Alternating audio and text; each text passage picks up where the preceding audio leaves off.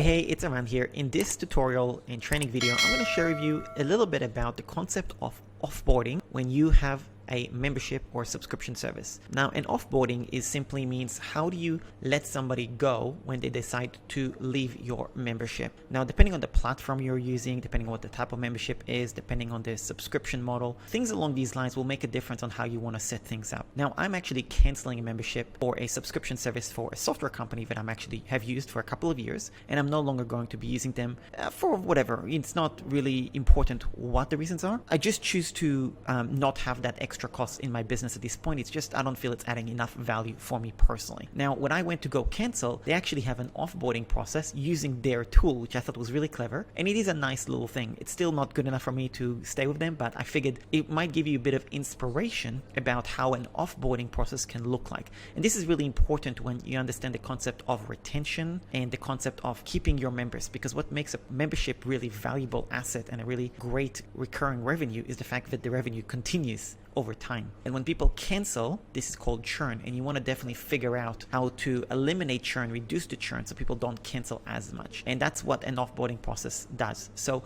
I'll share with you additional examples of how I do my offboarding in my business, but for right now, let me just show you a bit of inspiration from someone else as well, which I think is really cool. So I'm going to share my screen. The software is called Video Ask, which is basically like a video funnel where you can create different points of video throughout the journey of something. So you can see here that I'm on the paid plan, which is $40 a month, paid for the year, so it's about $500 or whatever, give or take. So I'm going to click on cancel my subscription, and notice what happens. It takes me to a video, and pay attention to the video.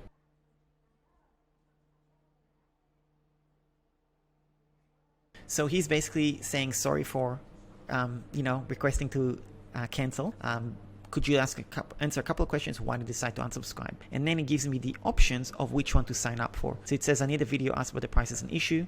I don't need video ask for now. I am dissatisfied with the answer. I need features. I found a better tool. Okay, so in this case, I'm going to say I need a video ask, but the price is an issue. To me, it just doesn't justify the cost. If I'm paying, say, $50, maybe $100 a year, to me, that's sweet. To pay $500 just makes no sense to me. I'm going to click on that. Sorry to hear. Can we tell us why? I'm facing a temporary business financial struggle. I'm not getting value for money. Yep, the lowest pay plan is still too expensive. That's the answer. And then I could say, no, I just want to cancel now. Okay, great. Now it says subscription is canceled, and that's done. Okay. So now that's the cancellation. Okay. Now I wanted to tell you about the offboarding process that I have in my business. Now, in my business, I have two memberships at the time of recording, okay, which is, we're in the middle, we're in March 2023. I have a templates and coaching membership, which you can visit erantemplates.com. And I have a tech support membership, which you can go to .comtruths.com or eran.link/DCT. It's probably a better link, eran.link/DCT. Now, these two memberships, when people cancel, I have a different onboarding. Because my templates and coaching membership is relatively new, I don't have a process figured out, but in my tech support membership, I do. And what I have in the tech support membership is when somebody cancels in System.io, I have an automatic trigger where when somebody cancels, whether they do it from their back office or I do it for them manually when they email me a request to cancel, I add a tag called churn DCT, and that basically tags them as somebody that churns, so they cancel the subscription. As soon as the tag gets added, it removes all the tags that makes them a DCT member, .comtruths member. For example, there is different courses they get access to, different things like that. It basically removes all these tags, so then they no longer receive the email, member-only emails and member-only updates and things along these lines. And also, it adds them back to the general newsletter email list. So that's how the tagging thing works. The second thing that happens is I have an automatic email that goes out to my virtual assistant, because my tech support membership has virtual assistants who serve my members, and it lets them know, hey, please update the grid. They keep a grid of all the members, and do not accept more calls from this person because they canceled. So basically I'm telling them they are no longer a member, no need to serve them anymore, because that's obviously they canceled. Okay. Because in my tech support membership, people get access to a one-on-one Zoom calls with my virtual assistant team. Okay. The third thing that happens is I send an automatic email to my members.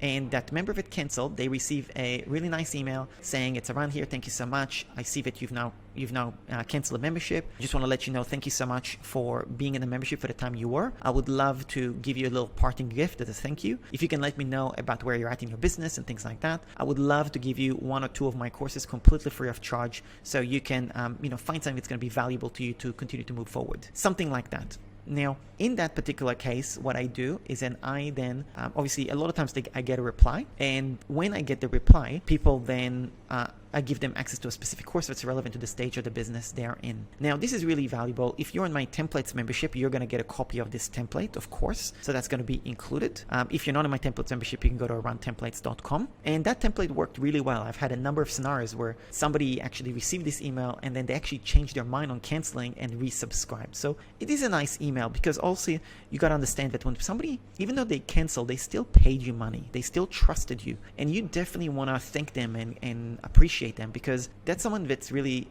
valuable. They've invested in you and in your business. So show them that gratitude. I think that's really, really important. Okay. Additionally, if somebody did pay you, they did trust you once, maybe there's a reason why they can come back to you again. Now, in some cases also, I have had scenarios where somebody really had a life situation where it's not that they wanted to cancel the membership, but something really bad happened. Maybe it was a health issue. I've had 2 people specifically with health issues. Very, very, those things happen. In that particular case, I actually recommend you really make judgment calls on those. So for example, with those 2 people, I replied to their cancellation request and I said, I'm canceling your payments. Basically, they were in my membership for at least a year, both of them. And I said, I'm just letting you know, I'm keeping your access to the membership exactly like every other member. And when you are ready to come back at any point, if you want to continue paying and it's feasible within your means, you're welcome to do so. But I did want to thank you. You still have access to all my digital products and stuff like that. Because, they paid me. They were in the membership for a long time.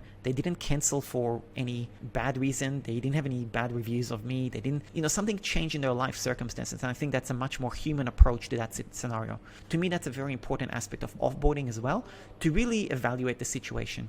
Now, if the person is genuinely happy with the membership as well, they just moved on or whatever, you can always ask for a review. And I have a template when somebody gives me praises on what to say when you want to request a review. Now, previously, I actually was using Video Ask, this tool, for this survey of the